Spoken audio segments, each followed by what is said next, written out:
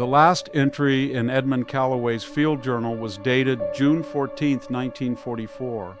It consisted of a single sentence written in a hand so unsteady that the archivist who first examined it in 1967 initially mistook the trembling script for the work of an elderly man. Calloway was 31 years old when he wrote it. The sentence read, "I have seen what the soldiers saw, and I understand now why they burned it, not to destroy the evidence, but to make sure it could not follow them home." Below that line, the remaining 47 pages of the journal were blank. Edmund Calloway, war correspondent for the Manchester Evening Chronicle, was reported missing on June 15, 1944. His press credentials were found in a ditch 3 kilometers east of the village of Veilhac-les-Cèdres in the Haute-Vienne department of southwestern France. His canvas satchel was recovered from a farmhouse cistern 11 days later. It contained 6 rolls of undeveloped film, a compass with a shattered face, and a woman's wedding ring that no one was ever able to identify. His body was never found. The military tribunal that reviewed his case in 1946 concluded, in language remarkable for its brevity, that Calloway had encountered circumstances beyond the scope of this inquiry. The file was sealed. It remained sealed for 23 years. What follows is drawn from Calloway's recovered journals, the partial after-action reports of Sturmbannführer Heinrich Voss of the 2nd Battalion, Das Reich Division, and 3 witness testimonies collected by a French magistrate in 1948, testimonies that were subsequently suppressed on the grounds of being, in the magistrate's own words, injurious to the dignity of the proceedings.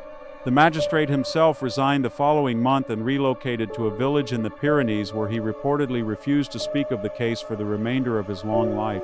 This is what the documents say. Veilhac-les-Cèdres was, by every account that predates June 11, 1944, an unremarkable place. It occupied a shallow depression between 2 low limestone ridges in the Limousin countryside, the sort of terrain that seems to have been designed specifically to hold fog, dense, white, adhesive fog that rolled in from the river each evening and did not release the valley until mid-morning. The village consisted of perhaps 320 souls. There was a church of pale gray stone built in the 12th century with a bell tower that leaned very slightly to the east as though listening for something that lay in that direction. There was a market square, a school, a smithy, a mill. There were fields of rye and sunflower stretching north toward the tree line. There were children who ran barefoot on the packed earth roads in summer, and old men who played cards under the plane trees in the square, and women who hung washing on lines strung between houses in the early morning when the fog was still thick enough to make them appear as gray silhouettes moving through milk. It was, in other words, the kind of place that the war had not yet fully arrived in, which is to say it was the kind of place the war was coming for. Calloway had been in France for 5 days when he first heard the name Veilhac. He had crossed the channel with the press pool attached to the 50th Infantry Division, had waded ashore at Gold Beach on June 6 with water up to his chest and a Leica camera raised above his head, and had spent the subsequent days moving south and east with a notebook and a growing sense that the liberation he had come to document was proceeding according to a rhythm far more brutal and far less legible than the dispatches he was filing would suggest. He was not a naive man. He had covered the Blitz from a rooftop in Stepney. He had been in North Africa. He had seen what war looked like from inside it rather than from the perimeter. But France in June of 1944 had a particular quality of wrongness that he struggled, in his private journals, to name precisely. He described it in one entry as the feeling of walking through a room where something has very recently happened and where the air still carries the shape of it, even though the thing itself is gone. That was on June 9th, 2 days before Veilhac. He heard the name first from a British intelligence officer, a thin, precise man named Ashford, who smelled of pipe tobacco and carried a leather-bound notebook in his breast pocket as though it were a credential. Ashford had intercepted signals indicating that elements of the Das Reich Division were moving north from Montauban to reinforce the Normandy front and that their route would take them through the Haute-Vienne. There had already been incidents along the route. Toulay, 2 days before, 99 men hanged from the balconies of buildings along the main street, their bodies swaying in the summer heat. Ashford spoke about it with the careful flatness of a man who had decided that affect was a luxury he could no longer afford. Calloway wrote it all down. He wrote down everything. There is a village called Veilhac, Ashford said, almost as an afterthought, folding his map with the practiced efficiency of a man who had folded it 10,000 times. They'll go through there. If you want to understand what this division does, go to Veilhac before they arrive, and stay long enough to record what comes after. Calloway reached Veilhac-les-Cèdres on the evening of June 10th. He noted in his journal that the fog arrived earlier than he expected. It was barely past 6 in the evening when the valley filled with it, and by 7 the church tower had disappeared entirely, leaving only the faint sound of the bell rung by some unseen hand at the canonical hour, resonating through the white obscurity like a voice speaking from the wrong side of a wall. He lodged with a farmer named Albert, a man of perhaps 60 with hands the size of wooden paddles, and a way of looking at Calloway that suggested he had already made his peace with the fact that the Englishman's presence in his home would bring trouble of one kind or another. They ate bread and sausage in silence. Calloway wrote in his journal by candlelight until very late. He noted something in that entry that would later seem significant. He noted that the village was quiet in a way that felt different from ordinary quiet. He had been in enough besieged and occupied places to know the specific quality of silence that descends on a community that has received news it is not yet prepared to speak aloud, the silence of a collective holding of breath, of people moving through their routines with the mechanical care of those who understand that routine is the only remaining form of dignity. This was not that silence. This was older and more complete. He wrote, "There are no dogs. I have been here 3 hours, and I have not heard a single dog." In a farming village of this size, the absence of dogs is not an absence, it is a presence. The Dies Reich column arrived at first light on June 11th. Calloway heard them before he saw them, the low mechanical thunder of half-tracks and trucks filtering down through the fog, the occasional bark of commands in German, the particular grinding complaint of heavy vehicles navigating roads that were not designed for them. He had positioned himself in the loft of Aubert's barn, a vantage point that gave him a narrow view of the road leading into the village square. He had his camera, he had his notebook, he had in retrospect no comprehension whatsoever of what he was about to witness. The column entered the village at approximately 5:45 in the morning. What happened in the first hour was consistent with what had happened in other villages along the Das Reich route. The population was assembled in the market square. The men were separated from the women and children. Sturmbannführer Voss, a compact, unremarkable-looking man of perhaps 45, whose subsequent after-action report would be the source of considerable confusion among the investigators who eventually read it, conducted what his report described as a security inspection of the village. His men moved systematically through the houses. They were looking for weapons, for resistance materials, for evidence of partisan activity. They found, according to the report, nothing of significance in the first 45 minutes. It was during the inspection of the church that the first account of something anomalous appears in the documentary record. The detail assigned to search the church consisted of 7 men under the command of Unterscharführer Brandt.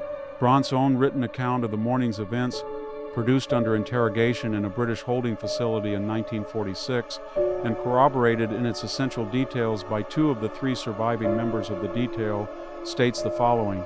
The men entered the church at approximately 6:15. The interior was empty. The nave was dim, lit only by the pale morning light filtering through the narrow windows, and by perhaps a dozen votive candles burning in the side chapel. The men moved through the church in the methodical fashion of trained soldiers. They checked behind the altar, beneath the choir stalls, inside the confessionals. They found nothing. It was when Brandt reached the baptismal font, a heavy octagonal basin of gray stone positioned at the western end of the nave near the entrance, that he stopped. He stopped because the water in the font was moving. This is the precise language of his statement. The water in the stone basin was moving, not in the manner of water that has been disturbed and is settling. It was moving in a pattern, circular, very slow, as though something beneath the surface was turning. There was no wind in the church. There was no vibration from the vehicles outside that could explain it. The water was cold. I touched it. I don't know why I touched it, but I put my hand in it. And it was very cold, colder than it should have been in June. And when I pulled my hand back, there was a handprint beside mine on the stone rim of the basin, a child's handprint, in frost, on the stone. It was June. Brandt reported this to Voss. Calloway did not witness this directly. He was in the barn loft, 200 meters away, his view limited to the square and the road. But he could see the men in the square, the 300 and some civilians arranged in ragged clusters, the soldiers moving among them, the officers conferring near the fountain in the center of the square. and he noted at a time he recorded as approximately 6:30 that something changed in the posture of the soldiers. He wrote, "They have come back from somewhere. The church, I think, given the direction, and something is different. The efficiency has drained out of them. Soldiers carry their discipline in their bodies, in the set of their shoulders and the angle of their chins, and I have learned to read that language well enough to know when it has been disrupted. These men have been disrupted. They are still obeying, but they are obeying the way frightened men obey, mechanically, without the confidence of purpose, the way you might keep walking down a dark corridor because stopping feels more dangerous than going forward." Voss's report notes, with the careful vagueness of a man writing for official consumption, that the inspection of the church interior revealed anomalies of a non-tactical nature which were documented and referred upward. No further elaboration is provided. The referral upward, if it was ever received, produced no surviving record. What the report does describe, in the flat bureaucratic language of military administration, is what happened next. The women and children were directed to the church. This was the established pattern. It had been the pattern at Orador. 4 days later, 30 kilometers to the north. The church would serve as a holding area while the men were dealt with in the barns. Voss's report states that the women moved without significant resistance. Calloway, from his vantage point, wrote something different. He wrote that the women walked toward the church with a quality of movement he had never seen before and did not have adequate language for. He tried several descriptions and crossed them all out. The one he left standing was this: "They walked as though they already knew where they were going, not resigned, not defeated, something more like recognition, as though this was an appointment they had been keeping for a long time." The second anomaly occurred when the soldiers attempted to lock the church doors. The doors of the church at Veilhac-les-Cèdres were heavy oak, banded in iron, suspended on hinges that had been in place since the 17th century. The locks were of a type that required a large iron key kept on a ring in the vestry. According to 3 separate German accounts, when the soldiers attempted to close and lock the doors with the women and children inside, the doors would not remain closed. They were closed. The bar was dropped. The lock was turned.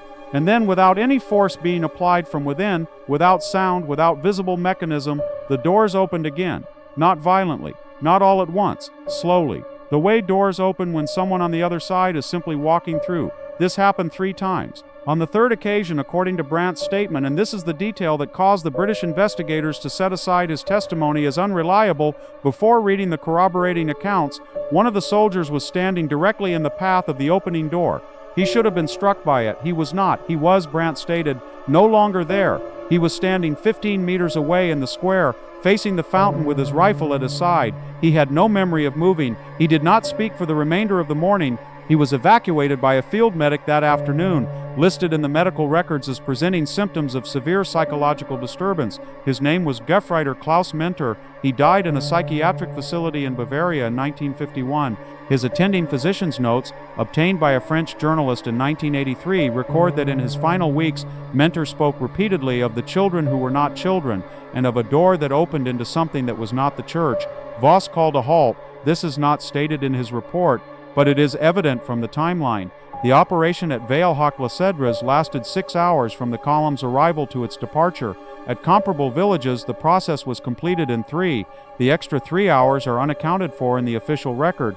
What Calloway's journal suggests is that for a period of approximately 90 minutes, the column simply stopped. The soldiers stood in the square. The civilians, still assembled, still separated, waited.